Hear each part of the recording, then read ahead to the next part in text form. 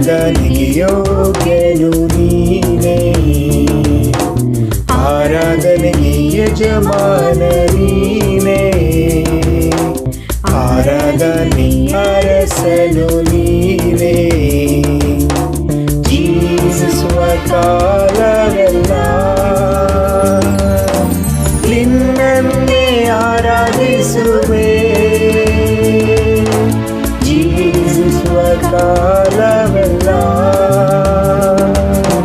ನಿನ್ನನ್ನೇ ಆರಾಧಿಸುವೆ. ಆರಾಧನೆ ನಾಯಕ ನೀನೇ, ಆರಾಧನೆಗೆ ಯೋಗ್ಯನು ನೀನೇ.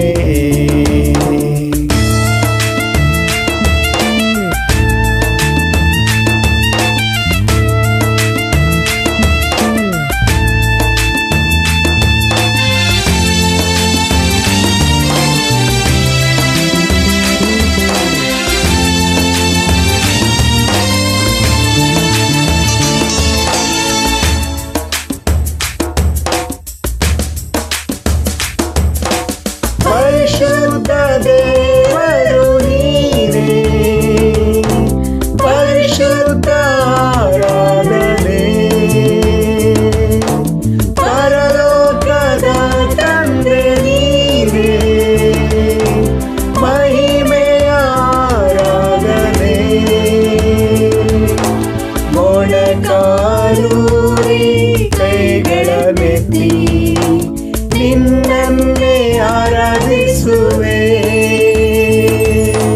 ಮೊಣಕಾಲೂರಿ ಕೈಗಳನ್ನೆತ್ತಿ ನಿನ್ನನ್ನೇ ಆರಾಧಿಸುವೆ. ಆರಾಧನೆಗೆ ನಾಯಕ ನೀನೇ, ಆರಾಧನೆಗೆ ಯೋಗ್ಯನು ನೀನೇ.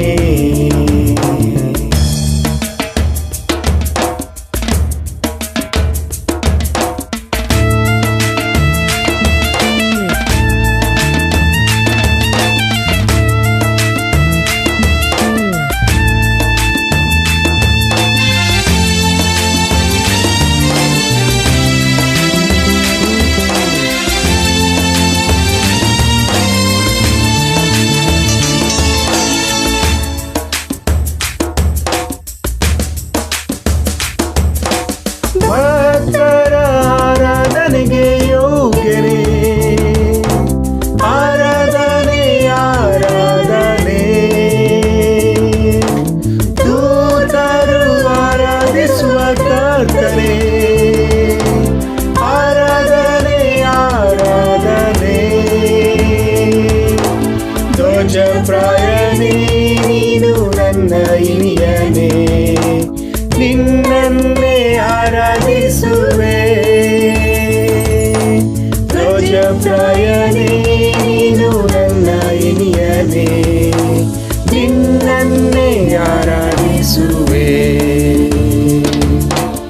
ಆರಾಧನೆ ನಾಯಕ ನೀನೇ, ಆರಾಧನೆಗೆ ಯೋಗ್ಯನು ನೀನೇ, ಆರಾಧನೆಗೆ ಯಜಮಾನ ನೀನೇ, ಆರಾಧನೆ ಅರಸನು ನೀನೇ.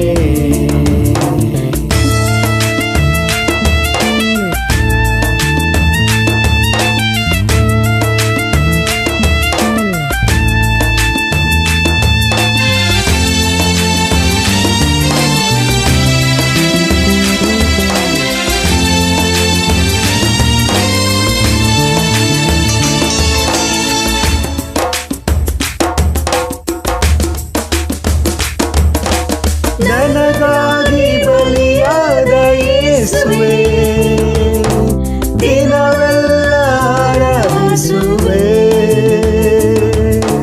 ಬೇಗನೆ ಬರಲಿರುವ ಯೇಸುವೇ, ಹರ್ಷದಿ ಆರಾಧಿಸುವೆ. ಅಭಿಷೇಕದಾತ್ಮನೇ ಆತ್ಮ ಪ್ರಿಯನೇ, ನಿನ್ನನ್ನೇ ಆರಾಧಿಸುವೆ. ಅಭಿಷೇಕದಾತ್ಮನೇ ಆತ್ಮ ಪ್ರಿಯನೇ ನಿನ್ನನ್ನೇ ಆರಾಧಿಸುವೆ. ಆರಾಧನೆ ನಾಯಕ ನೀನೇ, ಆರಾಧನೆ ಯೋಗ್ಯನು ನೀನೇ, ಆರಾಧನೆಗೆ ಯಜಮಾನ ನೀನೇ, ಆರಾಧನೆ ಅರಸನು ನೀನೇ. ಜೀವಿಸುವ ಕಾಲವೆಲ್ಲ ನಿನ್ನನ್ನೇ ಆರಾಧಿಸುವೆ. ಜೀವಿಸುವ ಕಾಲವೆಲ್ಲ ನಿನ್ನನ್ನೇ ಆರಾಧಿಸುವೆ. ಆರಾಧನೆ ನಾಯಕ ನೀನೇ, ಆರಾಧನೆಗೆ ಯೋಗ್ಯನು ನೀನೇ.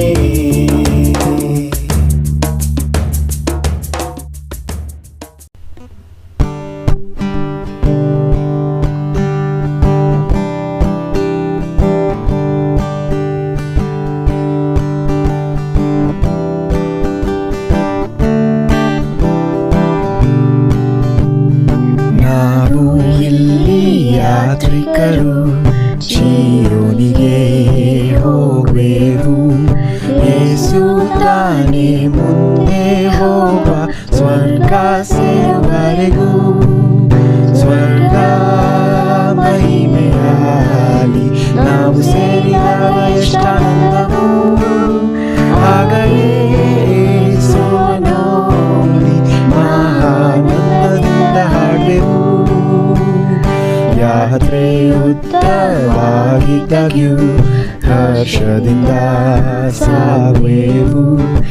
ಇಕ್ಕಟ್ಟಾದ ಮಾರ್ಗದಿಂದ ಮುಂದೆ ಸಾಗಿ ಹೋಗುವ.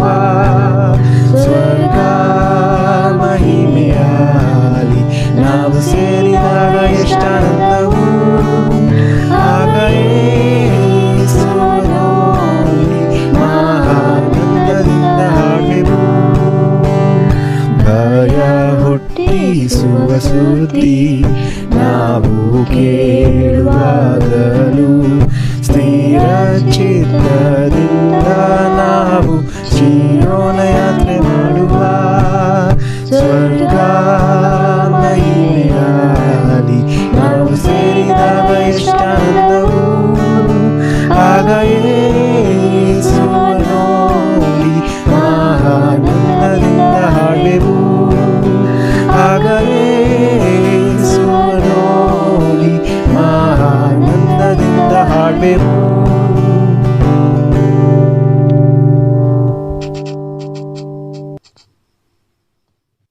ಗುಡ್ ಮಾರ್ನಿಂಗ್ ಸಹೋದರ ಮತ್ತು ಸಹೋದರಿಯರೇ ಹಾಗೂ ಸ್ನೇಹಿತರೆ, ನಿಮ್ಮೆಲ್ಲರಿಗೂ ಭಾರತೀಯ ಕ್ರಿಸ್ತನ ಸಭೆ ಕನ್ನಡ ಆನ್ಲೈನ್ ಸರ್ವಿಸ್ಗೆ ಸ್ವಾಗತ ಸುಸ್ವಾಗತ. ಸಹೋದರ ಸಹೋದರಿ, ಈ ಸಮಯದಲ್ಲಿ ಒಂದು ವಚನ ನೋಡೋಣ ನಾವು. ಕೀರ್ತನೆಗಳು 119 2ನೇ ವಚನ. ಆತನ ಕಟ್ಟಳೆಗಳನ್ನು ಕೈಗೊಂಡು ಸಂಪೂರ್ಣ ಮನಸ್ಸಿನಿಂದ ಆತನನ್ನು ಹುಡುಕುವವರು ಭಾಗ್ಯವಂತರು. ಆಮೆನ್. ಸಹೋದರ ಸಹೋದರಿಯರೇ, ಇಲ್ಲಿ ದೇವರ ವಾಕ್ಯ ಹೇಳುತ್ತೆ ಸಂಪೂರ್ಣ ಮನಸ್ಸಿನಿಂದ ಆತನ ಹುಡುಕುವವರು ಭಾಗ್ಯವಂತರು ಅಂತ. ಸಹೋದರ ಸಹೋದರಿ, ಇವತ್ತು ದೇವರು ನಮ್ಮನ್ನ ಅವರು ಹುಡುಕುವಂತ ಮನಸ್ಸು ಕೊಟ್ಟಿದ್ದಾರೆ. ನಮಗೆ ದೇವರು ನಮ್ಗೆ ಎಷ್ಟೊಂದು ಭಾಗ್ಯವಂತದ್ದು ಹೇಳ್ತಿದ್ದಾರೆ. ನಾವು ಇಲ್ಲಿ ಕುಂದಿರುವಾಗ ಸಂಪೂರ್ಣ ಮನಸ್ಸಿನಿಂದ ನಾವು ಕುಂತು ಒಂದು ವಾಕ್ಯನ ಕೇಳೋದಾದರೆ ಸಹೋದರರ ಮುಖಾಂತರ ದೇವರು ಒಂದು ವಿಷಯನ ಕಲಿಸಿಕೊಡ್ತಾರೆ. ಈ ಸಮಯದಲ್ಲಿ ನಾವು ಮೀಟಿಂಗ್ ಪ್ರಾರಂಭಕ್ಕಿಂತ ಮುಂಚೆ ಪ್ರಾರ್ಥನೆ ಮಾಡಿ ಪ್ರಾರ್ಥಿಸೋಣ. ಸರ್ವಶಕ್ತನಾಗಿರುವಂಥ ತಂದೆ ಯೇಸುವೇ, ನಿಮ್ಮ ನಾಮಕ್ಕೆ ಪರಿಶುದ್ಧವಾಗಲಿ ಅಪ್ಪ. ಅಪ್ಪ, ಈ ಸಮಯದಲ್ಲಿ ನಿಮ್ಮ ವಾಕ್ಯಗಳು ಹೇಳುತ್ತೆ ಅಪ್ಪ ದೇವರೇ, ನಿಮ್ಮ ಕಟ್ಟಳೆಗಳನ್ನು ಸಂಪೂರ್ಣ ಮನಸ್ಸಿನಿಂದ ಹುಡುಕುವವರು ಭಾಗ್ಯವಂತರಂತ ಅಪ್ಪ. ಅಪ್ಪ, ಆ ಹೃದಯ ನಮ್ಮಲ್ಲಿ ಕೊಟ್ಟಿದ್ದಕ್ಕಾಗಿ ನಿಮಗೆ ಬಹಳ ಸ್ತೋತ್ರ ದೇವರೇ. ತಂದೆ, ನನ್ನ ಸಹೋದರನ ಆಶೀರ್ವಾದ ಮಾಡಿ ಅಪ್ಪ, ಸಹೋದರರು ನಿಮ್ಮ ವಾಕ್ಯನ ಹೇಳುವಾಗ ದೇವರು ನಿಮ್ಮ ಪವಿತ್ರಾತ್ಮ ಬಲದಿಂದ ಅವರು ಎಲ್ಲರೂ ನಡೆಸ್ತಾರೆ ಅಂತ ಬಿಡ್ತೀನಿ ದೇವ್ರೆ. ಸಮಯ ಕೊಡಿದಗಾಗಿ ಸ್ತೋತ್ರ ಹೇಳಿದೇವ್ರೆ. ಹೆಚ್ಚಿಕ ಪ್ರಾರ್ಥನೆ ಹೆಸರು ಪ್ರಾರ್ಥನೆ ತಂದೆ, ಆಮೀನ್.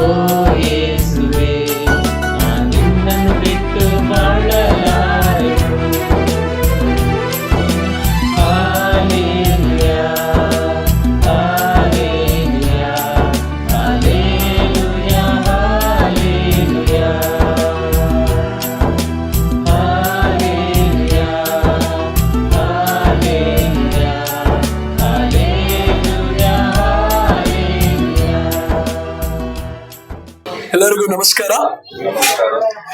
ಓಕೆ, ಸೊ ಇವತ್ತು ನಾವು ಓದುವಂತ ವಚನ ಎಫೆಸದವರಿಗೆ 6ನೇ ಅಧ್ಯಾಯ 10-17. ಸೊ ನಿಮಗೆ ವಾಟ್ಸಪ್ ಅಲ್ಲಿ ಕಳಿಸಿದ್ದೆ, ಇದನ್ನೇ ನಾವು ಮೆಸೇಜ್ ಮಾಡ್ತೀವಿ ಇವತ್ತಂತ. ಓಕೆ, ನಾವು ಓದೋಣ.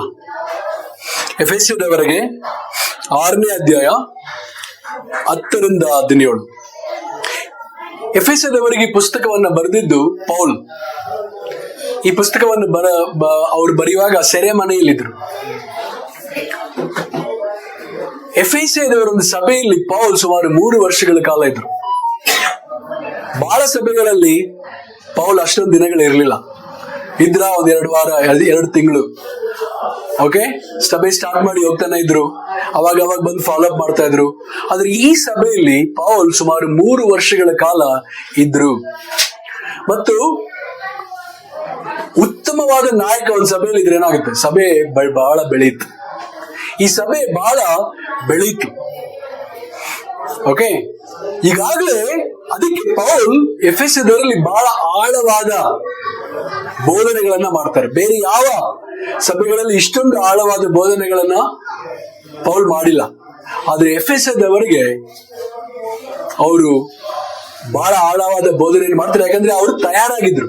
ಅದಕ್ಕೆ ಬೈಬಲ್ ಹೇಳುತ್ತೆ, ನೀವು ಹಾಲೇ ಕುಡಿತಾ ಇದ್ರೆ ಯಾವಾಗ್ಲೂ ಅವಾಗ ಗಟ್ಟಿಯಾದ ಪದಾರ್ಥ ಕೊಡಕ್ಕೆ ಆಗಲ್ಲ. ಓಕೆ, ನೀವು ಬೆಳೆದಿದ್ರೆ ಅವಾಗ ಗಟ್ಟಿಯಾದ ಪದಾರ್ಥವನ್ನ ಕೊಡಬಹುದು. ಸೊ ಇವರು ಬೆಳೆದಿದ್ರು ಎಫೆಸ ಸಭೆದವರು. ಅದಕ್ಕೆ ಪೌಲ್ ಅವರು ಇವರಿಗೆ ಗಟ್ಟಿಯಾದ ಪದಾರ್ಥ, ಆಳವಾದ ಬೋಧನೆಗಳನ್ನ ಕಲಿಸ್ತಾ ಇದ್ರು.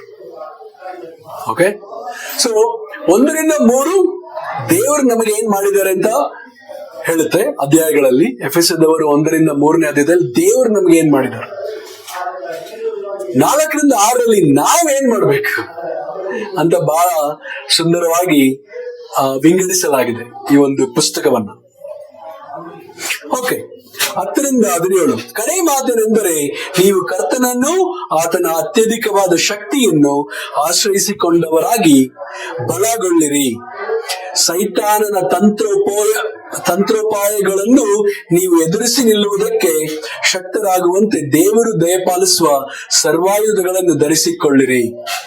ನಾವು ಹೋರಾಡುವುದು ಮನುಷ್ಯ ಮಾತ್ರದವರ ಸಂಗಡವಲ್ಲ, ರಾಜತ್ವಗಳ ಮೇಲೆಯೂ ಅಧಿಕಾರಿಗಳ ಮೇಲೆಯೂ ಈ ಅಂಧಕಾರದ ಲೋಕಾಧಿಪತಿಗಳ ಮೇಲೆಯೂ ಆಕಾಶ ಮಂಡಲದಲ್ಲಿರುವ ದುರಾತ್ಮಗಳ ಸೇನೆಯ ಮೇಲೆಯೂ ನಾವು ಹೋರಾಡುವವರಾಗಿದ್ದೇವೆ. ಆದುದರಿಂದ ಕಠಿಣ ಯುದ್ಧವು ನಡೆಯುವ ದಿವಸದಲ್ಲಿ ಆ ವೈರಿಗಳನ್ನು ಎದುರಿಸುವುದಕ್ಕೂ ಮಾಡಬೇಕಾದದ್ದೆಲ್ಲವನ್ನು ಮಾಡಿ ಜಯಶಾಲಿಗಳಾಗಿ ನಿಲ್ಲುವುದಕ್ಕೂ ಶಕ್ತರಾಗುವಂತೆ ದೇವರು ದಯಪಾಲಿಸುವ ಸರ್ವ ಆಯುಧಗಳನ್ನು ತೆಗೆದುಕೊಳ್ಳಿರಿ. ಸತ್ಯವೆಂಬ ನಡುಕಟ್ಟನ್ನು ಕಟ್ಟಿಕೊಂಡು ನೀತಿ ಎಂಬ ವಜ್ರ ಕವಚವನ್ನು ಧರಿಸಿಕೊಂಡು ಸಮಾಧಾನದ ವಿಷಯವಾದ ಸುವಾರ್ತೆಯನ್ನು ತಿಳಿಸುವುದರಲ್ಲಿ ಸಿದ್ಧವಾದ ಮನಸ್ಸೆಂಬ ಕೆರಗಳನ್ನು ಮೆಟ್ಟಿಕೊಂಡು ನಿಲ್ಲಿರಿ. ಮತ್ತು ನಂಬಿಕೆ ಎಂಬ ಗುರಾಣಿಯನ್ನು ಹಿಡ್ಕೊಳ್ಳಿರಿ. ಅದರಿಂದ ನೀವು ಕೆಡುಕನ ಅಗ್ನಿ ಬಾಳಗಳನ್ನೆಲ್ಲ ಆರಿಸುವುದಕ್ಕೆ ಶಕ್ತರಾಗುವಿರಿ. ಇದಲ್ಲದೆ ರಕ್ಷಣೆ ಎಂಬ ಶಿರಸ್ತ್ರಾಣವನ್ನು ಇಟ್ಟುಕೊಂಡು ಪವಿತ್ರಾತ್ಮನು ಕೊಡುವ ದೇವರ ವಾಕ್ಯವೆಂಬ ಕತ್ತಿಯನ್ನು ಹಿಡಿಯಿರಿ. ಕ್ರೈಸ್ತ ಜೀವನ ಬಂದ್ಬಿಟ್ಟು ವಾರ್. ಓಕೆ, ಯುದ್ಧ. ಓಕೆ, ಪಾಕಿಸ್ತಾನ್ ಇಂಡಿಯಾ ವಾರ್ ನಡೀತು ಕೆಲವು ತಿಂಗಳುಗಳೆಲ್ಲ ಹಿಂದೆ. ಓಕೆ, ಸೊ ಅವಾಗ ಕೆಲವು ಸಮಯದಲ್ಲಿ ಅಲ್ಲಿ ಪ್ರಕಟಣೆ ಮಾಡಿದ್ರು, ಯುದ್ಧ ಸಮಯದಲ್ಲಿ ನಾವೆಲ್ಲ ಹೇಗಿರ್ಬೇಕು ಅಂತ. ಸಾರ್ವಜನಿಕರು, ಸಾಮಾನ್ಯ ಪ್ರಜೆಗಳು ಯುದ್ಧ ಸಮಯದಲ್ಲಿ ಹೇಗಿರ್ಬೇಕು ಅಂತ ಆ ಸೂಚನೆಗಳನ್ನ ಕೊಟ್ರು. ಕೆಲವು ಸಮಯದಲ್ಲಿ ನೀವು ವಾಟ್ಸಪ್ ಗಳಲ್ಲಿ ಕೂಡ ನೋಡಿರ್ಬೋದು. ಸೊ ಇಲ್ಲಿ ನಾವೇನ್ ಮಾಡ್ತೀವಿ, ಕ್ರೈಸ್ತ ಜೀವನ ಕೂಡ ಒಂದು ವಾರ್, ಯುದ್ಧದಲ್ಲಿ ನಾವಿದ್ದೀವಿ. ಆದ್ರೆ ಪಾಕಿಸ್ತಾನ್ ಇಂಡಿಯಾ ವಾರಲ್ಲಿ ಶತ್ರುಗಳು ಕಾಣಿಸ್ತಾ ಇದ್ರು. ಆದ್ರೆ ನಾವು ಮಾಡುವಂತ ಯುದ್ಧದಲ್ಲಿ ಶತ್ರು ಕಾಣಲ್ಲ. ಓಕೆ, ಸೈತಾನ್ ಯಾವಾಗ್ಲೂ ಕೂಡ ತಂತ್ರ ಪ್ಲಸ್ ತಂತ್ರೋಪಯೋಗ ಮಾಡ್ತಾವನೆ. ಓಕೆ, ಸ್ಕೆಚ್ ಆಗ್ತಾವನೆ. ಸೈತಾನ್ ಸ್ಕೆಚ್ ಆಗ್ತಾವನೆ. ಓಕೆ, ಯಾವಾಗ ಅಟ್ಯಾಕ್ ಮಾಡೋದು, ಹೆಂಗೆ ಅಟ್ಯಾಕ್ ಮಾಡೋದು, ಯಾವಾಗ್ಲೂ ಸ್ಕೆಚ್ ಆಗ್ತಾವನೆ. ಓಕೆ, ಸೈತಾನ್ ಕೂಡ ಮಲಗಲ್ಲ. 24 hours ಅವನು ಸ್ಕೆಚ್ ಆಗ್ತಾನೆ ಇದ್ದಾನೆ. ಹೆಂಗ್ ಅಟ್ಯಾಕ್ ಮಾಡೋದು, ಯಾವಾಗ ಅಟ್ಯಾಕ್ ಮಾಡೋದು. ಜೋಕ್ ಅಲ್ಲ, ಕೆಲವು ಸಲ ಸೈತಾನ್ ಬಗ್ಗೆ ಜೋಕ್ ಹೊಡಿತು. ಓಕೆ, ಬಟ್ ನಿಜವಾಗ್ಲೂ ಇರುವಂತವನು ಸೈತಾನ್. ಓಕೆ, ಪ್ರತಿದಿನ ನಾವು ಅವನ ಜೊತೆಲಿ ಯುದ್ಧ ಮಾಡ್ಬೇಕು ಸೈತಾನನ ವಿರುದ್ಧ. ಕೆಲಸದಲ್ಲಿ ಅನ್ಕೊಬಹುದು, ಅಯ್ಯಯ್ಯೋ ಪ್ರತಿದಿನ ನಾನು ಪಾಪದಲ್ಲಿ ಬೀಳ್ತೀನಲ್ಲ, ಅಥವಾ ನನ್ನ ಸುತ್ತಮುತ್ತಲಿರುವ ಜನರು ಪಾಪದಲ್ಲಿ ಬೀಳ್ತಾರಲ್ಲ. ಅದು ಕಾಮ, ಮೋಹ, ಲೋಭ, ಹೊಟ್ಟೆ ಕಿಚ್ಚು, ಓಕೆ, ಕೋಪ, ಓಕೆ, ಮರ್ಡರು, ಕಹಿತನ, ಬಹಳ ಜನ ನಿರಾಶೆಗೊಳ್ಳೋದು, ಇದೆಲ್ಲ ನಾವಾಗ್ತೀವಿ, ನಮ್ಮ ಸುತ್ತಮುತ್ತಲಿರೋ ಜನರು ಆಗೋದನ್ನ ನಾವು ನೋಡ್ತೀವಿ. ಕಾರಣ ಏನು? ನಮಗೆ ಕಣ್ಣಿಗೆ ಕಾಣದಿರುವಂತ ಶತ್ರು ಕೆಲಸದ ಮಾಡ್ತಾ ಇದ್ದಾನೆ. ಬಹಳ ಪರಿಶ್ರಮ ಪಟ್ಟು ಕೆಲಸ ಮಾಡ್ತಾನೆ. Is very hard working. Okay, 1 ಪೇತ್ರ 5ನೇ ಅಧ್ಯಾಯ 8ನೇ ವಚನ ಹೇಳುತ್ತೆ, ಅವನು ಗರ್ಜಿಸುವ ಸಿಂಹ. ಯಾರು? ಸೈತಾನ್. ಗರ್ಜಿಸುವ ಸಿಂಹ ಅವನು. ಯಾರನ್ನ ನುಂಗ್ಲಿ ಅಂತ ಕಾಯ್ತಾ ಇದ್ದಾನೆ. ಓಕೆ, ನೀವೆಲ್ಲ ನೋಡ್ತಾ ಇರ್ಬೋದು, ಸಿಂಹ ಗರ್ಜಿಸುತ್ತಂತ. ಅವಾಗ ಎಲ್ಲಿ ಗರ್ಜನೆ ಆಗುತ್ತೆ, ಅವಾಗ ಪ್ರಾಣಿಗಳೆಲ್ಲ ಎಲ್ಲಿ ಗರ್ಜನೆ ಶಬ್ದ ಬರುತ್ತೆ ಅದ್ರ ದೂರ ಓಡ್ತವಂತೆ. ಬಟ್ ಸಿಂಹ ಏನ್ ಮಾಡುತ್ತಂದ್ರೆ ಅದ್ರ ಹಿಂದೆ ಹೋಗಲ್ಲ. ಸಿಂಹ ಅಷ್ಟು ರಭಸದಲ್ಲಿ ಹೋಗಿ ಎದುರುಗಡೆ ಕಾಯ್ತಾ ಇರುತ್ತೆ. ಇವ್ರು ಓಡ್ತಾ ಇದ್ದಾರಲ್ಲ, ಅದ್ರ ಎದುರುಗಡೆ ಕಾಯ್ತಾ ಇರುತ್ತೆ ಅವ್ ಯಾವತ್ ಬರ್ತಾರೆ ಅಂತ. ಬಹಳ ಆಶ್ಚರ್ಯ ಆಗುತ್ತೆ. ನೀವು ನೋಡಿ ಡಿಸ್ಕವರಿ ಚಾನಲ್ ಎಲ್ಲ ಸಿಂಹ ಓಡಿಸ್ಕೊಂಡು ಹೋಗಲ್ಲ, ಬಟ್ ಎದುರುಗಡೆ ಕಾಯ್ತಾ ಇರುತ್ತೆ. ಓ, ಶಬ್ದ ಇಲ್ಲಿಂದ ಬರ್ತಾ ಇದೆ, ಬಟ್ ಅದು ಅದರ ವಿರುದ್ಧವಾಗಿ ಕಾಯ್ತಾ ಇರುತ್ತೆ ಸಿಂಹ, ಯಾರನ್ನ ನುಂಗ್ಲಿ ಅಂತ. ಸೊ ಸೈತಾನ್ ಕಾಯ್ತಾ ಇದ್ದಾನೆ ಯಾರನ್ನ ಹೆಂಗೆ ಅಟ್ಯಾಕ್ ಮಾಡಬೇಕು ಅಂತ. ಓಕೆ, ಸೊ ಶಾರೀರಿಕವಾಗಿ ಶತ್ರುನ ನೋಡಿದ್ರೆ ಸ್ವಲ್ಪ ಈಸಿ, ಸುಲಭ ಯುದ್ಧ ಮಾಡಕ್ಕೆ. ಬಟ್ ಸೈತಾನ್ ಕಾಣಿಸಲ್ಲ. ಓಕೆ, ಸೈತಾನ್ನ ಚೇಲಗಳು, ಶಿಷ್ಯರು ಇದಾರಲ್ಲ, ದೆವ್ವಗಳು, ಅವರು ಕಣ್ಣಿಗೆ ಕಾಣಿಸಲ್ಲ. ಓಕೆ, ಸೊ ಸೈತಾನ್ ನಮ್ಮ ಹೃದಯದಲ್ಲಿ ಕೆಲಸ ಮಾಡ್ತಾನೆ, ಕೆಲಸದಲ್ಲಿ ನಮ್ಮ ಮನಸ್ಸಲ್ಲಿ ಕೆಲಸ ಮಾಡ್ತಾನೆ, ಬಟ್ ಅಟ್ಯಾಕ್ ಮಾಡ್ತಾನೆ ಇದ್ದಾನೆ. ಓಕೆ, ಆಕ್ರಮಣ ಮಾಡ್ತಾನೆ ಇದ್ದಾನೆ. ಓಕೆ, ಸೊ ಕೆಲವು ಸಮಯದಲ್ಲಿ ಅದು ಬಾಕ್ಸಿಂಗ್ ಇರ್ಬೋದು ಅಥವಾ ಕ್ರಿಕೆಟ್ ಇರ್ಬೋದು, ಯಾರ ಮೇಲೆ ಆದ್ರೂ ಒಂದು ಸ್ಪರ್ಧೆ ಆದ್ರೆ ಅವಾಗ ಬಹಳ ಸಮಯದಲ್ಲಿ ಅವ್ರ ಶತ್ರು ಅವರ ಆಟಗಳನ್ನ, ಬಲಹೀನತೆಗಳನ್ನ, ಬಲಗಳನ್ನ ಗಮನಿಸ್ತಾರೆ. ಅದು ಬಾಕ್ಸಿಂಗ್ ಇರ್ಬೋದು, ಕ್ರಿಕೆಟ್ ಇರ್ಬೋದು. ನೀವೆಲ್ಲ ನೋಡಿರ್ಬೇಕು, ಈ ಸರಿ 2020 ಇಂಡಿಯಾ ಗೆದ್ಬಿಡ್ತು. ಬಟ್ 50 overs ಮ್ಯಾಚ್ ಅಲ್ಲಿ, ODI ಅಲ್ಲಿ ಇಂಡಿಯಾ ಆಸ್ಟ್ರೇಲಿಯಾ ವಿರುದ್ಧ ಸೋತ್ಬಿಡ್ತು. ನೀವೆಲ್ಲ ನೋಡಿರ್ಬೇಕು, ಆ ಒಂದು ಆಸ್ಟ್ರೇಲಿಯಾ ಕ್ಯಾಪ್ಟನ್, ಆ ಒಂದು ನಮ್ಮ ಕ್ರಿಕೆಟ್ ಪ್ಲೇಯರ್ ಇದಾರಲ್ಲ, ಚೆನ್ನಾಗಿ ಹೊಡಿತಾನಲ್ಲ, ಲೆಫ್ಟ್ ಸೈಡ್ ಎಲ್ಲ ಹಿಂಗ್ ಹೊಡಿತಾನ, ಅವನ ಹೆಸರೇನು? ಸೂರ್ಯಕುಮಾರ್ ಯಾದವ್. ಅವನಿಗೆ ಹೆಂಗ್ ಬೌಲಿಂಗ್ ಹಾಕ್ಬೇಕಂತ ಕರೆಕ್ಟ್ ಆಗಿ ಸ್ಕೀಮ್ ಮಾಡ್ದ, ಸ್ಕೆಚ್ ಆಗ್ದ ಆಸ್ಟ್ರೇಲಿಯಾ ಕ್ಯಾಪ್ಟನ್. ಅವನಿಗೆ ಲೆಫ್ಟ್ ಸೈಡೇ ಹಾಕಿಲ್ಲ, ಬರೀ ಹಾಫ್ ಸೈಡೇ ಆಗ್ತಾ ಇದ್ದ. ಅದು ಸ್ವಲ್ಪ ಹೈ ಆಗ್ತಾ ಇದ್ದ, ಬೌನ್ಸಿಂಗ್ ಬಾಲ್ ಆಗ್ತಾ ಇದ್ದ. ನೀವೆಲ್ಲ ಗಮನಿಸಿರ್ಬೇಕು, ನಾನ್ ಗಮನಿಸಿದೆ. ಸೂರ್ಯಕುಮಾರ್ ಬಲ ಏನು ಅಂತ ಅವ್ರಿಗೆ ಗೊತ್ತಿತ್ತು, ಬಲಹೀನತೆ ಏನಂತ ಗೊತ್ತಿತ್ತು. ಅವರು ಸ್ಟಡಿ ಮಾಡಿ ಕರೆಕ್ಟ್ ಆಗಿ ಅದೇ ಬಲ ಹಾಕಿದ್ರು. ಅವನು ನೋಡ್ದ ಆ ಥರ ಆಗಿಲ್ಲ. ಆಮೇಲೆ ಮೇಲೆ ಹಿಂಗ್ ಬಂದ್ಬಿಟ್ಟು ಹೊಡೆಯಕ್ ಟ್ರೈ ಮಾಡ್ದ, ಔಟ್ ಆಗ್ಬಿಟ್ಟು. ಸೊ ಶತ್ರು ಬಗ್ಗೆ ನಾವು ಅರ್ಥ ಮಾಡ್ಕೊಂಡ್ರೆ ಯುದ್ಧ ಸರಿಯಾಗಿ ಮಾಡ್ಬೋದು. ಬಟ್ ಶತ್ರು ಬಗ್ಗೆ ನಮ್ಗೆ ಸರಿಯಾಗಿ ಅರ್ಥ ಆಗಿಲ್ಲ, ನಾವು ಯುದ್ಧ ಮಾಡಕ್ಕೆ ಕಷ್ಟ. ಶತ್ರುವಿನ ಬಲ, ಬಲಹೀನತೆ, ಶತ್ರುನ ಅರ್ಥ ಮಾಡ್ಕೊಂಡ್ರೆ ಯುದ್ಧ ಹೇಗೆ ಮಾಡ್ಬೋದು. ಓಕೆ, ಸರಿಯಾಗಿ ಯುದ್ಧ ಮಾಡ್ಬೋದು, ಸರಿಯಾಗಿ ನಮ್ಮನ್ನ ನಾವು ರಕ್ಷಿಸ್ಕೋಬಹುದು. ಸೈತಾನನ ತಂತ್ರ ಉಪಾಯಗಳು ನಮ್ಗೆ ಗೊತ್ತಾಗುತ್ತೆ. ಅವಾಗ ನಾವು ಸಜ್ಜರಾಗ್ತೀವಿ ಸರಿಯಾಗಿ ಯುದ್ಧ ಮಾಡ್ಲಿಕ್ಕೆ. ಯಾ ಸೊ ಸಿ ಯುದ್ಧ ನಾವು ಡೈಲಿ ನಮಗೆ ಯುದ್ಧ ಇರುತ್ತೆ. ಓಕೆ, ಇಂಡಿಯಾ ಪಾಕಿಸ್ತಾನ ಅನೌನ್ಸ್ಮೆಂಟ್ ಮಾಡ್ತಾರೆ ಯುದ್ಧ ಮಾಡಕ್ಕೆ, ಬಟ್ ಇಲ್ಲಿ ನಾವು ಡೈಲಿ ಯುದ್ಧ ಮಾಡ್ತೀವಿ. ಬಟ್ ಡೈಲಿ ಯುದ್ಧ ಮಾಡ್ಬೇಕಂದ್ರೆ ನಾವು ಡೈಲಿ ತಯಾರಾಗಿರ್ಬೇಕು, ಡೈಲಿ ಸ್ಟ್ರಾಂಗ್ ಆಗಿರ್ಬೇಕು, ಡೈಲಿ ನಾವು ಸ್ಕಿಲ್ಫುಲ್ ಆಗಿರ್ಬೇಕು, ತರಬೇತಿ ನಿಪುಣರಾಗಿರ್ಬೇಕು. ಓಕೆ, ಸೊ ಏನ್ ಬಂದ್ರೆ ಏನ್ ಮಾಡೋದು ಅಂತ ನಮಗೆ ಗೊತ್ತಿರ್ಬೇಕು. ಎಫೆಸದವರು 6ನೇ ಅಧ್ಯಾಯ 16ನೇ ವಚನದಲ್ಲಿ ಹೇಳುತ್ತೆ, ನಂಬಿಕೆ ಎಂಬ ಗುರಾಣಿಯನ್ನು ಹಿಡ್ಕೊಳ್ಳಿರಿ. ಗುರಾಣಿ ಅಂದ್ರೆ ಏನ್ ಗೊತ್ತಾ ನಿಮ್ಗೆ? ಶೀಲ್ಡ್. ನೀವು ಕತ್ತಿ ಹಿಡ್ಕೊಬೋದು.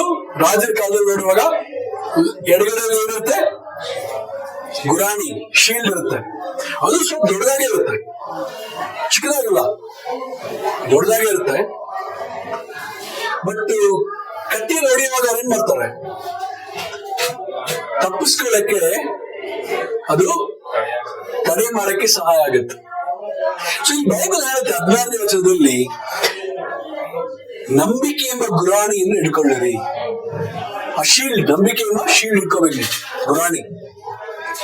ಕೆಡುಕನ ಅಗ್ನಿ ಬಾಣಗಳನ್ನೆಲ್ಲ ಆರಿಸುವುದಕ್ಕೆ ಶಕ್ತರಾಗುವಿರಿ. ಕೆಡುಕ ಅಂದ್ರೆ ಯಾರು? ನಿಮ್ಮ ಅತ್ತೆ ಅಥವಾ ಭಾವ ಅಲ್ಲ, ಸೈತಾನ್. ಸೈತಾನ್ ಕೆಡುಕನ ಅಗ್ನಿ ಬಾಣ.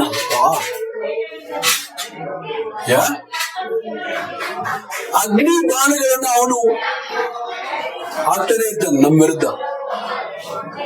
ಓಕೆ, ಸೊ ಅಗ್ನಿ ಬಾಣಗಳು ಏನಕ್ಕೆ ಆಗ್ತಾನೆ? ಸುಟ್ಟೋಗಿ ಸಾಯ್ಬೇಕು ಅಂತ. ನೀವು ಸಂತೋಷವಾಗಿ ಜೀವಂತವಾಗಿ ಭೂಮಿ ಮೇಲೆ ಇರೋದು ಇಷ್ಟ ಅಲ್ಲ ಸೈತಾನ್ಗೆ. ನೀವು ಹಾಳಾಗಿ ಎಕ್ಕಡು ಹೋಗ್ಬಿಡ್ಬೇಕು, ನೀವು ದೇವರಿಂದ ದೂರ ಹೋಗ್ಬೇಕು, ನೀವು ನರಕಕ್ಕೆ ಹೋಗ್ಬೇಕು. ಇದು ಅವನ ಗುರಿ, ಸೈತಾನ್ನ ಗುರಿ. ಅದಕ್ಕೋಸ್ಕರ ಬಾಣಗಳನ್ನ ಆಗ್ತಾನೆ ಇರ್ತಾನೆ. ನಿಮಗೆ ಮಾತ್ರ ಅಲ್ಲ ಗುರಿ, ಯಾರು ನೀವು ಯಾರನ್ನ ಪ್ರೀತಿಸ್ತಾ ಇದ್ದೀರಿ ಅವ್ರ ಮೇಲೂ ಆಗ್ತಾನೆ ಅಗ್ನಿ ಬಾಣಗಳು. ನಾವು ಬಹಳ ಜನ ಪ್ರೀತಿಸ್ತೀವಲ್ವಾ, ನಮ್ಮ ಮಕ್ಕಳನ್ನ, ನಮ್ಮ ಗಂಡ ಹೆಂಡತಿನ, ಅವ್ರ ಮೇಲೆ ಕೂಡ ಅಗ್ನಿ ಬಾಣಗಳನ್ನ ಆಗ್ತಾನೆ ಇದ್ದಾನೆ ಸೈತಾನ್. ಸೊ ಸೈತಾನನ ಅಗ್ನಿ ಬಾಣಗಳೇನು ನಿಮ್ಗೆ ಗೊತ್ತಾ? ಹೇಳಿ ನೋಡೋಣ, ನಿಮ್ಗೆ ಗೊತ್ತಿದೆ. ಸೈತಾನನ ಅಗ್ನಿ ಬಾಣಗಳು ಯಾವುವು? ಮೇರಿ, ಆರೋಗ್ಯ. ಓಕೆ, ಆರೋಗ್ಯದ ಮೇಲೆ ದಾಳಿ.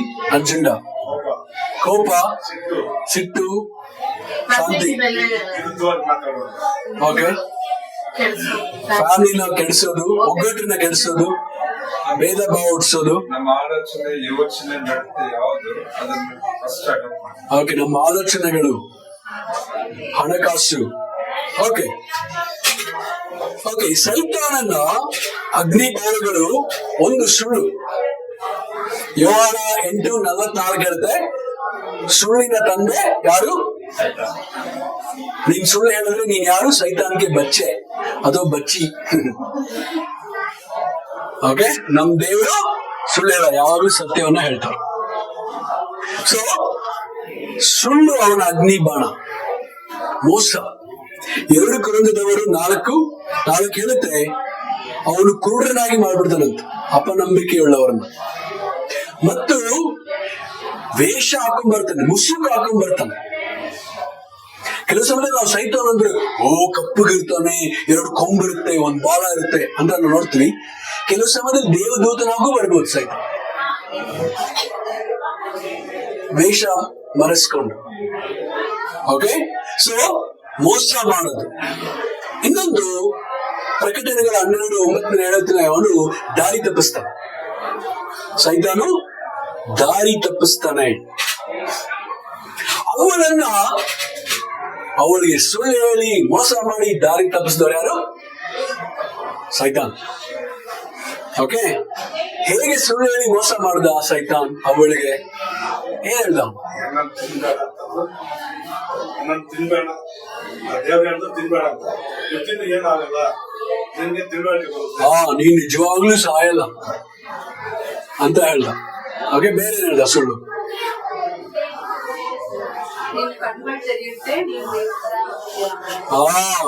ನಿನ್ ಕಣ್ಣು ತೆರೆಯಲ್ಪಡುತ್ತದೆ, ನಿನ್ ದೇವ್ರ ತರ ಆಗ್ತೀಯ. ಸೊ ಅವಳು ಅನ್ಕೊಂಡು ದೇವ್ರ ತರ ಅವನಿಗೆ ಶಕ್ತಿ ಬರುತ್ತೆ, ಅದ್ಭುತ ಮಾಡ್ಬೋದು. ಓಕೆ, ಅದು ಹೇಳಿಲ್ಲ ಸೈತಾನ್. ಸೊ ಸೈತಾನಿಗೆ ಗೊತ್ತು. ಓಕೆ, ಮೋಸ ಮಾಡೋದು ಒಂದು ದೊಡ್ಡ ಆಯುಧ ಸೈತಾನ್ ಕೈಯಲ್ಲಿದೆ. ಮೋಸ ಮಾಡ್ತಾನೆ. ಯಾಕಂದ್ರೆ ನಾವೇನ್ ನಂಬ್ತೀವಿ ಅದ್ರ ಪ್ರಕಾರ ನಡೀತೀವಿ ಅಲ್ವಾ?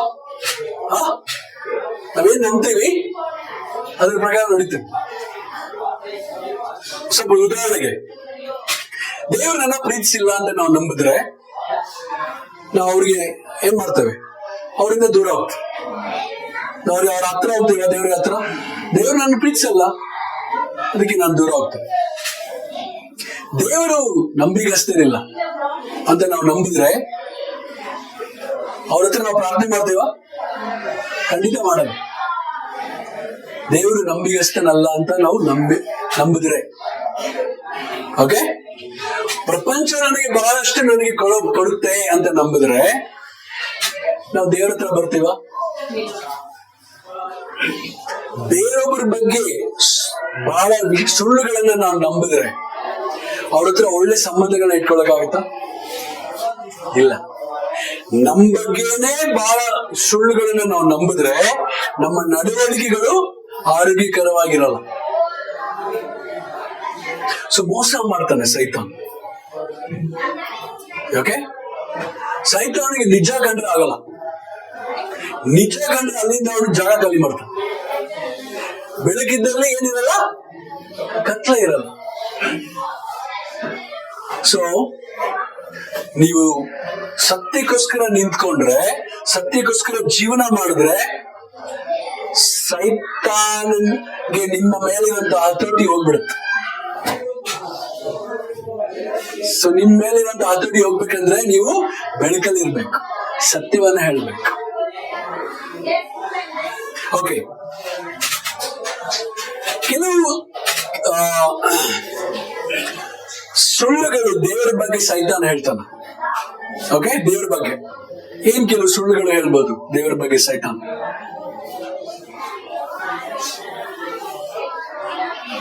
ದೇವರ ಬಗ್ಗೆ ಸೈತಾನ ಯಾವ ಕೆಲವು ಸುಳ್ಳುಗಳನ್ನ ಹೇಳಬಹುದು ನಮಗೆ? ಪಾಪ ಮಾಡಿದ್ರೆ ದೇವ್ರ ಹೆಂಗಿದ್ರು ಹೊಡೆಯೋದಿಲ್ಲ ಅಂತ ಸುಳ್ಳು ಹೇಳ. ಓಕೆ, ಪಾಪ ಎಲ್ಲರೂ ಮಾಡ್ತಾರೆ, ನೀನು ಮಾಡು. ಶಿಕ್ಷೆ ಕೊಡಲ್ಲ. ಅನ್ಸಿಲ್ಲ ಬರ.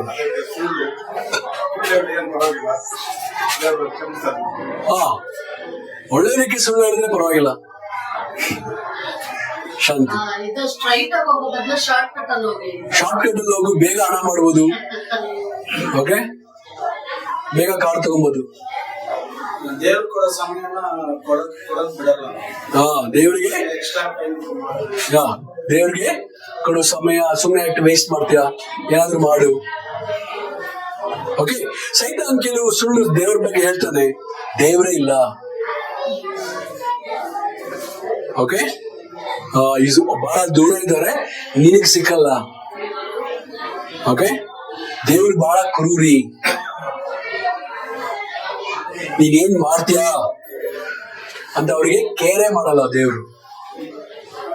ದೇವ್ರು ಬಹಳ ಪರಿಪೂರ್ಣತೆಯಿಂದ ಎದುರು ನೋಡ್ತಾರೆ. ನೀನ್ ಬಹಳ ಸ್ಪಿರಿಚುವಲ್ ಸ್ಟ್ರಾಂಗ್ ಇದ್ರೆ ಅವಾಗ ನಿನ್ನ ಸ್ವೀಕರಿಸ್ತಾರೆ. ಇದೆಲ್ಲ ಯಾರು ಹೇಳುದು? ಸೈತಾನ್ ದೇವ್ರ ಬಗ್ಗೆ ಸುಳ್ಳು ಹೇಳುದು. ಕೆಲಸ ನಾವು ಕೇಳಿಸ್ಕೊಂತ ಸೈತಾನ್ ಹೇಳೋ ಸುಳ್ಳನ್ನು. ಕೆಲವು ಸಮಯದಲ್ಲಿ ನಮ್ಗೆ ಏನನ್ಸುತ್ತೆ, ನಾನು ಅಷ್ಟೊಂದು ಒಳ್ಳೆಯವನಲ್ಲ, ದೇವ್ರ ಪ್ರೀತಿ ಮಾಡೋಷ್ಟು ಒಳ್ಳೆಯವನಲ್ಲ ಅಂತ ಅನ್ಸುತ್ತೆ. ಓಕೆ, ದೇವ್ರು ನನ್ನ ಬಗ್ಗೆ ಕೇರೆ ಮಾಡಲ್ಲಪ್ಪ ಅಂತ ಅನ್ಸುತ್ತೆ ಕೆಲವು ಸಮಯದಲ್ಲಿ.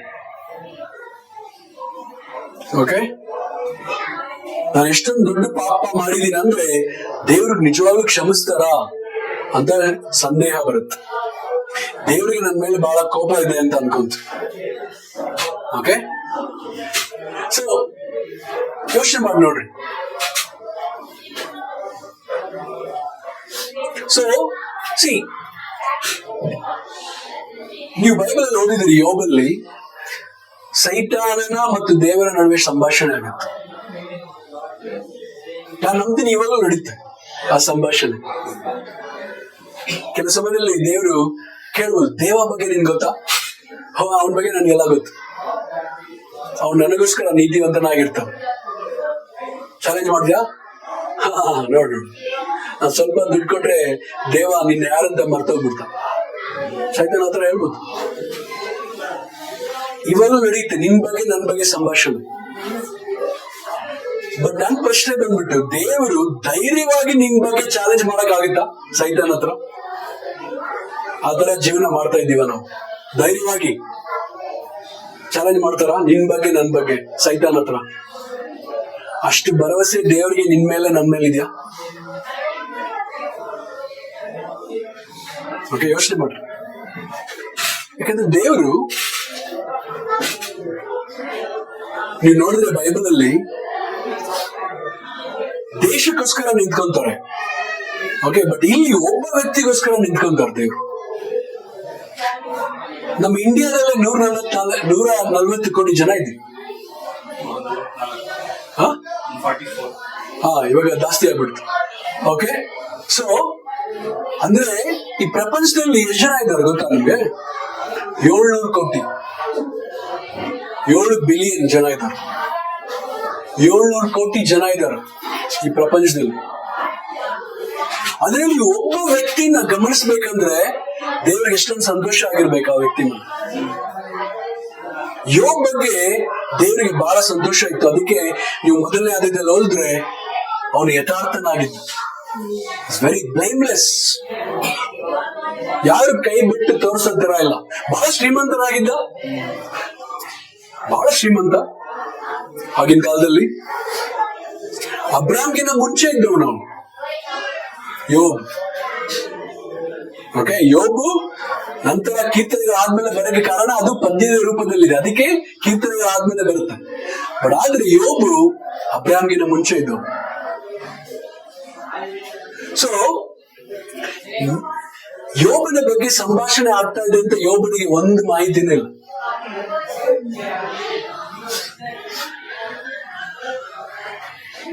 ಆದ್ರೆ ಯೋಬ ಸತ್ಯದಲ್ಲಿದ್ದ. ಸತ್ಯ ಇರುವಾಗ ಸೈತಾನ್ಗೆ ಗ್ರಿಪ್ ಸಿಗಲ್ಲ ನಮ್ಮ ಮೇಲೆ. ಸೊ ನಂತರ ದೇವರು ಚಾಲೆಂಜ್ ಮಾಡಿದ್ರೆ ನನ್ನ ಚಾಲೆಂಜ್ ಸ್ವೀಕರಿಸ್ತೇನೆ.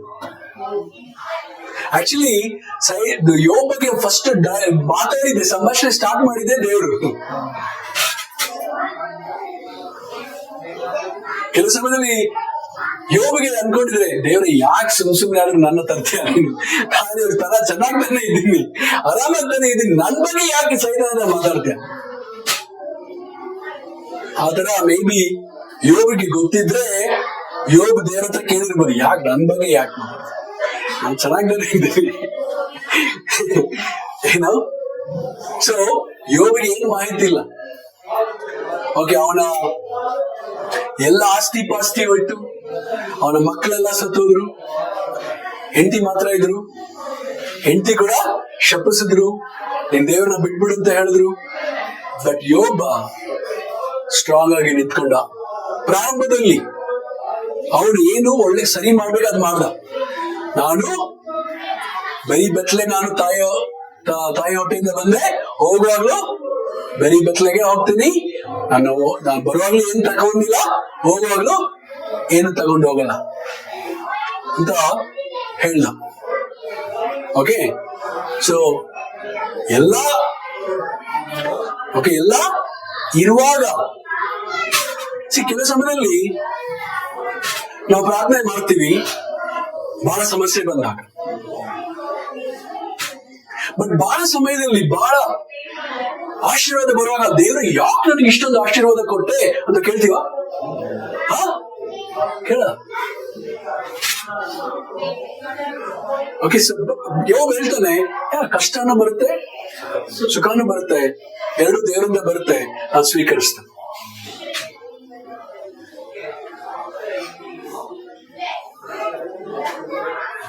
ಸೊ ಯೋಬು ಅದಾದ ನಂತರ ನೀವು ನೋಡಿದ್ರೆ 3ನೇ ಅಧ್ಯಾಯ ಆದ್ಮೇಲೆ ಇನ್ನು 3 ಜನ ಸ್ನೇಹಿತರು ಬರ್ತಾರೆ ಅವನ್ಗೆ. 3 ಜನ ಸ್ನೇಹಿತರು ಬಂದು ಏನ್ ಹೇಳ್ಬೇಕು? ಸಾಂತ್ವನ, ಸಂತೈಸುವಿಕೆನ ಹೇಳ್ಬೇಕಲ್ವಾ? ಆದ್ರೆ ಅವ್ರು ಯಾರು ಮಾಡಿದೇನು? ಇವರ ಪ್ರತಿಯೊಂದೊಂದು ನಡವಳಿಕೆನ ಎತ್ತಿ ತೋರಿಸ್ಕೊಂಡು ಹೇಳ್ತಾರೆ. ನೀನೇನೋ ಪಾಪ ಮಾಡಿದ್ಯಾ ಅವಾಗ ಅದಕ್ಕೆ ಇವಾಗ ದೇವ್ರು ನಿನ್ಗೆ ಶಾಪ ಕೊಡ್ತಾರೆ. ಅದು ಸತ್ಯನ? ದೇವರೇ ಮೊದಲನೇ ಅಧ್ಯಾಯದಲ್ಲೇ ಹೇಳಿದ್ದಾರೆ, ಇವನು ನೀತಿವಂತ, ಬ್ಲೇಮ್ಲೆಸ್, ಯಥಾರ್ಥನು. ಇವರೆಲ್ಲ ಏನ್ ಹೇಳ್ತಾರೆ? ಇವರೆಲ್ಲ ಹೇಳಿದ್ರೆ ಸುಳ್ಳು.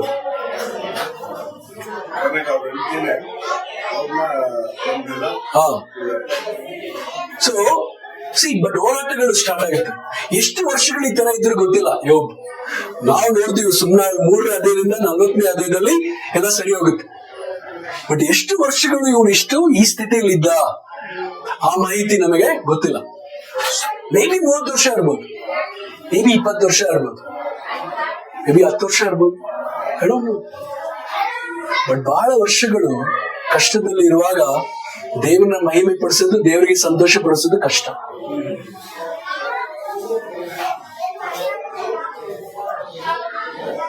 ಬಟ್ ಇವನ್ ಸ್ನೇಹಿತರಿಗೆ ಹೇಳ್ತಾನೆ, ನಾನು ನೀತಿವಂತನಾಗಿದ್ದೆ, ದೇವ್ರು ನನಗೆ ಯಾಕೆ ಈ ತರ ಮಾಡಿದ್ರು ನನಗೆ ಗೊತ್ತಿಲ್ಲ. ದೇವರು ನನ್ನ ಎದುರುಗಡೆ ಬಂದ್ರೆ ನಾನು ಪ್ರಶ್ನೆ ಕೇಳ್ತೇನೆ. ಬಹಳ ಸಿನ್ಸಿಯರ್ ಆಗಿ ಮಾತಾಡ್ತೀನಿ ಯೋಬ. ಅದಾದ ನಂತರ ಇನ್ನೊಬ್ಬ ಬಂದ, ಎಲಿಫಜನ್.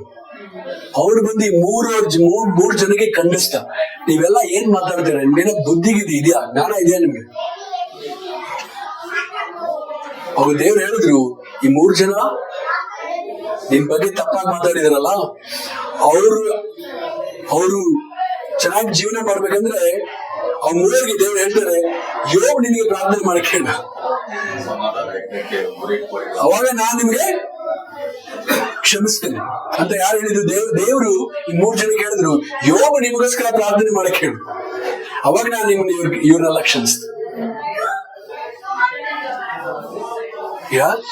ಸೊ ಯೋಬ ಏನೇನೋ ಪ್ರಶ್ನೆ ಕೇಳ್ದ, ದೇವ್ರೇ ಯಾಕೆ ನನ್ನ ಹುಟ್ಟಿಸ್ದೆ, ನನ್ನ ತಾಯಿ ಗರ್ಭದಲ್ಲೇ ನನ್ನ ಸಾಯಿಸ್ಬಾರ್ದ, ಅದು ಇದು ಫುಲ್ 30 ಅಧ್ಯಾಯಗಳ ಮೇಲೆ ಪ್ರಶ್ನೆಗಳನ್ನೇ. ಬಟ್ ದೇವರು ಅವನಿಗೆ ಕೆಲವು ಪ್ರಶ್ನೆಗಳನ್ನ ಕೇಳ್ತಾರೆ. ಯೋಬು ಕೇಳಿದ ಎಲ್ಲಾ ಪ್ರಶ್ನೆಗಳಿಗೆ ದೇವರು ಉತ್ತರ ಕೊಟ್ಟಿಲ್ಲ. ಅದ್ರ ಬದಲಾಗಿ ದೇವರು ಕೆಲವು ಪ್ರಶ್ನೆಗಳನ್ನ ಕೇಳಿದ್ರು, ಸುಮ್ಮನಾಗ್ಬಿಟ್ಟ.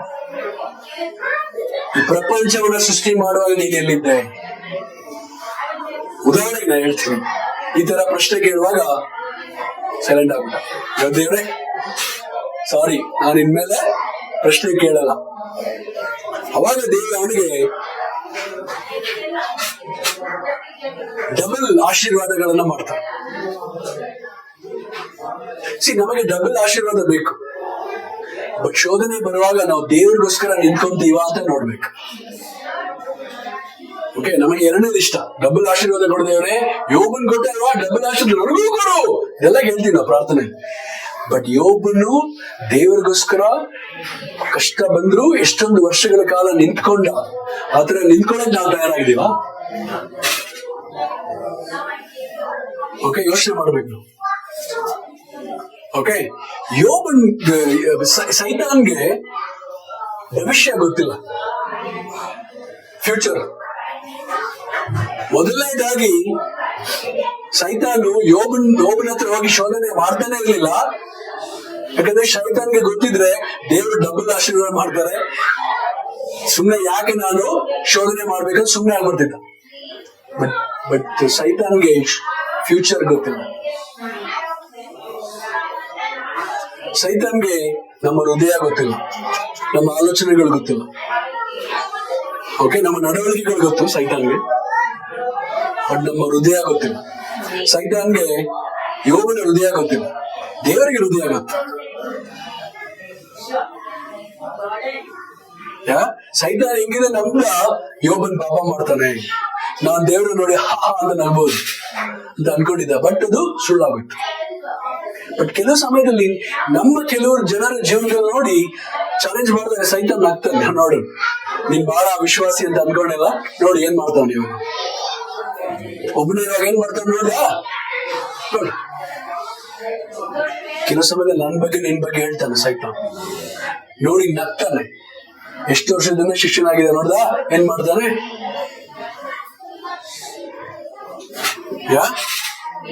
ಸೊ ಸೈತಾನ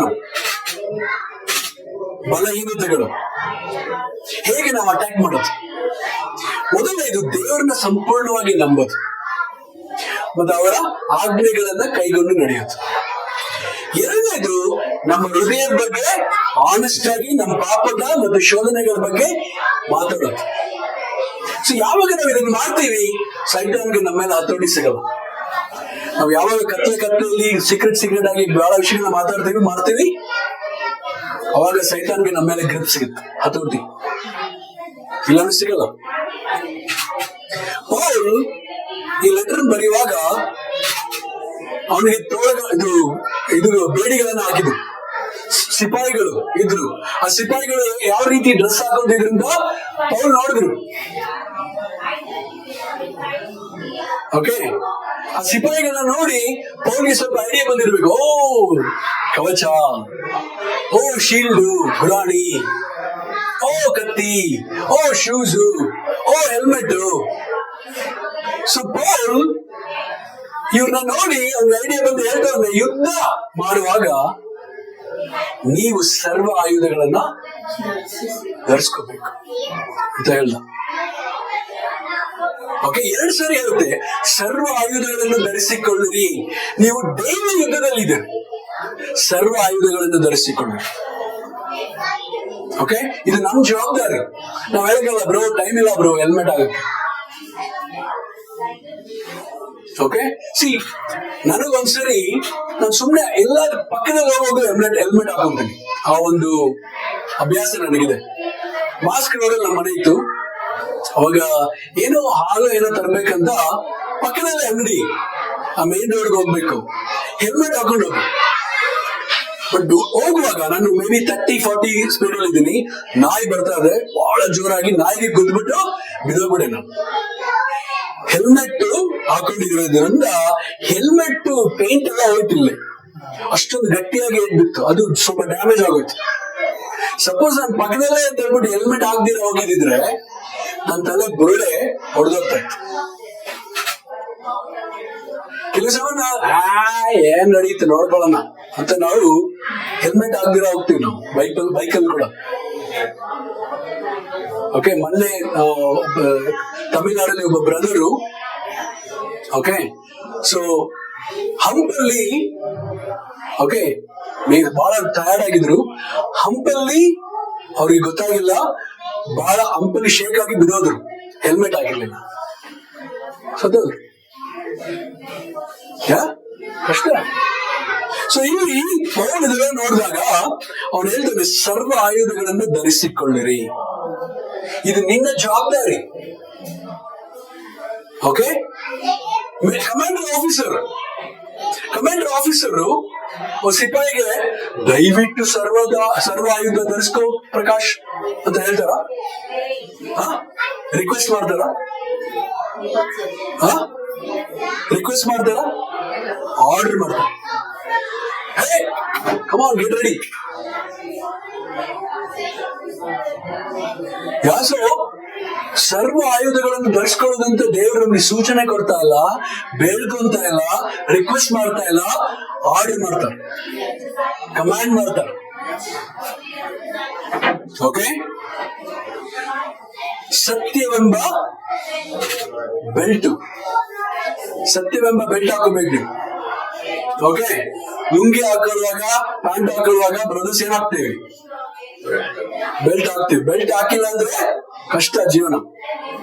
ಶೇಮ್ ಅಂತ ಎಲ್ಲಾರು. ಸೊ ಬೆಲ್ಟ್ ಹಾಕೋಬೇಕು ಅಂದ್ರೆ ಸತ್ಯವೆಂಬ ಬೆಲ್ಟ್ ಅಂದ್ರೆ ಯಾವಾಗಲೂ ಸತ್ಯವನ್ನ ಹೇಳೋದು. ಸತ್ಯವನ್ನು ಹೇಳಿದ್ರೆ ಏನು ಶೇಮ್ ಆಗೋ ಅವಶ್ಯಕತೆ ಇಲ್ಲ ನಿಮ್ಗೆ. ಯಾರಿಗೆ ಯಾವಾಗ್ಲೂ ಶೇಮ್ ಆಗೋದು? ಸಿಕ್ಕಾಕೊಂತಾರಲ್ಲ ಅವ್ರಿಗೆ, ಯಾವ್ದು ಸುಳ್ಳು ಹೇಳಿ ಸಿಕ್ಕಾಕೊಂತಾರೆ. ನೀನ್ ಸತ್ಯ ಹೇಳಿದ್ರೆ ನಿನ್ಗೆ ಶೇಮೇ ಆಗಲ್ಲ, ಹೌದು, ನಾಚಿಕೆನೇ ಆಗಲ್ಲ. ಸೊ ಬೆಲ್ಟ್ ಹಾಕೋಬೇಕು ನೀವು, ಸತ್ಯವೆಂಬ ಬೆಲ್ಟ್, ನೀತಿ ಎಂಬ ವಜ್ರ ಕವಚ ಇಲ್ಲಿರ್ತವ. ಬ್ರೆಸ್ಟ್ಪ್ಲೇಟ್, ರೈಚಸ್ನೆಸ್, ನೀತಿವಂತರಾಗಿದ್ರೆ ನಿಮಗೆ ಬಾಣಗಳು ಬರುತ್ತೆ. ಕೆಲವು ಸಮಯದಲ್ಲಿ ಇದು ಇರುವುದಿಲ್ಲ ಅಂದ್ರೂ ಇಲ್ಲಿ ವಜ್ರ ಕವಚ ಇರೋದ್ರಿಂದ ಏನಾಗಲ್ಲ ನಿಮ್ಗೆ. ನೀತಿ ಎಂಬ ವಜ್ರ ಕವಚ, ಬ್ರೆಸ್ಟ್ಪ್ಲೇಟ್, ತಯಾರಾಗಿರುವಂತ ಕೆರಗಳು, ಶೂಸ್. ಓಕೆ, ವಾರ್ಗೆ ಹೋಗುವಾಗ ಅವ್ರಿಗೆ ಒಂದು ಸಪರೇಟ್ ಶೂಸ್ ಇರುತ್ತೆ. ಹವಾಯಿ ಚಪ್ಪಲ್ ಹಾಕೊಂಡಿರ್ತಾರ ವಾರಲ್ಲಿ? ಇಲ್ಲ. ನಂಬಿಕೆ ಎಂಬ ಗುರಾಣಿ, ಶೀಲ್ಡ್. ನಂಬಿಕೆ ಬಹಳ ಮುಖ್ಯ. ಓಕೆ, ಅಗ್ನಿ ಬಾಣಗಳು ಬರ್ತಾನೆ ಇರುತ್ತೆ, ಹಿಂಗೆ ಹಿಡಿತಾನೆ ಇರ್ಬೇಕು. ಓಕೆ, ಸೊ ನಂಬಿಕೆ ಇರ್ಬೇಕು ದೇವ್ರ ಮೇಲೆ. ದೇವ್ರಿದ್ದಾರೆ, ಅವ್ರು ನೋಡ್ಕೋತಾರೆ. ಕಷ್ಟ ಬರುತ್ತೆ, ಬಟ್ ದೇವ್ರಿದ್ದಾರೆ. ರಕ್ಷಣೆ ಎಂಬ ಶಿರಸ್ತ್ರಾಣ, ಹೆಲ್ಮೆಟ್. ಓಕೆ, ತಲೆ ಬಹಳ ಮುಖ್ಯ ಅಲ್ವಾ ಜೀವನದಲ್ಲಿ? ಸೊ ತಲೆಗೆ ಹೆಲ್ಮೆಟ್ ಅಂದ್ರೆ ರಕ್ಷಣೆ. ನಾನು ಏನೇ ಆದ್ರೂ ಒಂದ್ ದಿವಸ ರಕ್ಷಣೆ ಹೊಂತೀನಿ, ನನಗೇನ್ ಚಿಂತೆ ಇಲ್ಲ. ನಾನು ನಿರಂತರವಾಗಿ ಜೀವಿಸ್ತೀನಿ. ಓಕೆ, ಮತ್ತೆ ನಾವು ತಪ್ಪಿಸ್ಕೊಂತೀವಿ, ಬಟ್ ಹೋರಾಟ ಮಾಡ್ಬೇಕಲ್ಲ, ಕತ್ತಿ ಬೇಕಲ್ಲ. ಕತ್ತಿ ಅಂದ್ರೆ ಏನು? ದೇವರ ವಾಕ್ಯ. ದೇವರ ವಾಕ್ಯದಿಂದ ನಾವು ಫೈಟ್ ಮಾಡಕ್ ಸಾಧ್ಯ ಸೈತಾನ್. ನಮಗೆ ದೇವರ ವಾಕ್ಯ ಗೊತ್ತಿಲ್ಲ ಅನ್ಕೋ, ಕತ್ತಿನೇ ಇಲ್ಲ ಅಂದ್ರೆ ಫೈಟ್ ಮಾಡ್ತೀರಿ. ಯಾವಾಗಲೂ ನಿಮ್ಮನ್ನ ನೀವು ರಕ್ಷಿಸ್ಕೊಂಡೇ ಇರ್ತೀರಿ, ಬಟ್ ನೀವು ಯುದ್ಧ ಮಾಡಲ್ಲ, ಹೋರಾಡಲ್ಲ. ಸೊ ದೇವರ ವಾಕ್ಯ ಬಹಳ ಇಂಪಾರ್ಟೆಂಟ್. ಆಮೇಲೆ ಆತ್ಮಶಕ್ತಿಯಿಂದ ಪ್ರಾರ್ಥನೆ ಮಾಡಿರಿ ಅಂತ ವಚನ ಹೇಳುತ್ತೆ. ಪ್ರಾರ್ಥನೆ ಮಾಡ್ಬೇಕು. ಸೊ ಸೈತಾನ್ ಹತ್ರ ಹೋರಾಡಕ್ಕೆ ದೇವರ ವಾಕ್ಯ, ಪ್ರಾರ್ಥನೆ. ದೇವರ ವಾಕ್ಯ, ಪ್ರಾರ್ಥನೆ, ಈ ಎರಡರಿಂದಾನೇ ಮಾತಾಡಕ್ ಸಾಧ್ಯ. ನಮ್ಮ ಸ್ವಂತ ಶಕ್ತಿಯಿಂದ ನಾವು ಸೈತಾನ್ ಜೊತೆ ಹೋರಾಡಕ್ಕೆ ಕಷ್ಟ. ಕಾರಣ ಏನು? ಯಾರು ಬಲಶಾಲಿ? ನಮಗಿಂತ ಅವನು ಬಲಶಾಲಿ. ನಮ್ಮೊಬ್ಬರ ಸ್ವಂತ ಶಕ್ತಿಯಿಂದ ನಮಗೆ ಹೋರಾಡಕ್ಕೆ ಸಾಧ್ಯವಿಲ್ಲ. ನಮ್ಮ ಜೊತೆಲಿ ಯಾರು ಬೇಕು? ದೇವ್ರು ಬೇಕು. ದೇವ್ರು ಇದ್ದಾರ ನಮ್ಮ ಜೊತೆಲಿ. ಓಕೆ, ಯೋಚನೆ ಮಾಡ್ತೀವಿ. ಸೈತಾನ್ ದೆವ್ವಗಳಿಗೆ ಆರ್ಡರ್ ಮಾಡ್ತಾನೆ, ಪ್ರೀತಿಯಿಂದ ಹೇಳಲ್ಲ. ಅದು ಮಾಡ್ರಪ್ಪ, ಇದು ಮಾಡ್ರಪ್ಪ ಅಂತ ಆರ್ಡರ್ ಮಾಡ್ತಾನೆ. ಯಾವಾಗಲೂ ಅವರು ಫುಲ್ ಹಾರ್ಡ್ ವರ್ಕಿಂಗ್. ಬಟ್ ದೇವರು ಬಹಳ ಪ್ರೀತಿಯಿಂದ ಇಲ್ಲ. ಓಕೆ, ಸೊ ಇವತ್ತು ನನ್ನ ಪ್ರಶ್ನೆ, ಪ್ರತಿದಿನ ಎದ್ದು ಹೇಳುವಾಗ ನಿಮಗೆ ಜ್ಞಾಪಕ ಇದೆಯಾ ನಾ ಯುದ್ಧದಲ್ಲಿ ಇದ್ದೀನಿ ಅಂತ? ಆತರ ನಮಗೆ ಅರ್ಥ ಆದ್ರೆ ನಾವು ತಯಾರಾಗಿ ದಿನವನ್ನ ನಾವು ಎದುರಿಸ್ತೀವಿ. ಇಲ್ಲಾಂದ್ರೆ ಸುಮ್ಮನೆ ಏನೋ ಪಾಡಿಗೆ ಏನೋ ಮಾಡ್ತೀವಿ ಅಂತ ಹೋಗ್ತೀವಿ. ನಮ್ ಶತ್ರು ಕಾಣಿಸಿಲ್ಲ, ಅದಕ್ಕೆ ನಾವು ಇನ್ನೂ ಬಹಳ ಎಚ್ಚರಿಕೆ ಆಗಿರ್ಬೇಕು. ಸೊ ನಾವು ದೇವರ ಜೊತೆಲಿ, ದೇವರು ನಮ್ ಜೊತೆಲಿ ಇದ್ರೆ ಖಂಡಿತವಾಗ್ಲೂ ಜಯ ನಮ್ದು. ಸೊ ನಾವು ಸರ್ವಾಯುಧಗಳನ್ನು ಧರಿಸ್ಕೋಬೇಕು. ನಾವು ಸೈತಾನನ ವಿರುದ್ಧ ಹೋರಾಡಕ್ಕೆ ಜಯ ನಮ್ದು. ಧನ್ಯವಾದ. Thank you.